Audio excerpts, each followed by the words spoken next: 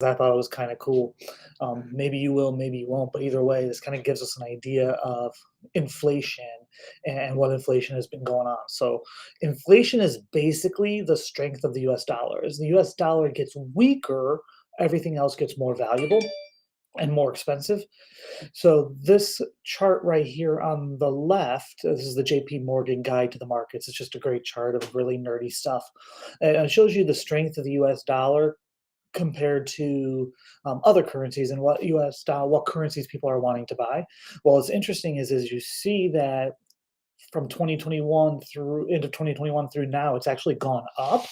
Well, usually when you see inflation, the strength of the dollar goes down, and when you see items get cheaper, the dollar gets more expensive. So really easy. The way to think of it is, the more people want the dollar, the more the less expensive everything else gets because the dollar is more valuable. So if you had a dollar bill and you thought I really want, and people thought I really want this dollar bill, they're willing to give you maybe two candy bars for it.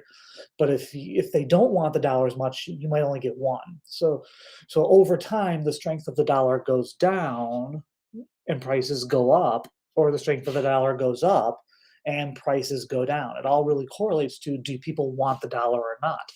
So what's interesting is this little bump up here is also this taking place over the same time that we've seen this record-setting inflation rate that we haven't seen since the early 80s, which is super interesting because the reason it's getting stronger is because of the threat of global war and the threat of a bigger war in Europe, at least. The threat of World War III, so to speak. And it's interesting because when there's global uncertainty, whether it's from a pandemic or whether it's global recessions or whether it's a threat of war or things along those lines, the dollar tends to get stronger. People think, I want to put my money where it's safe, and the US dollar is safe. And that usually leads to lower prices for us.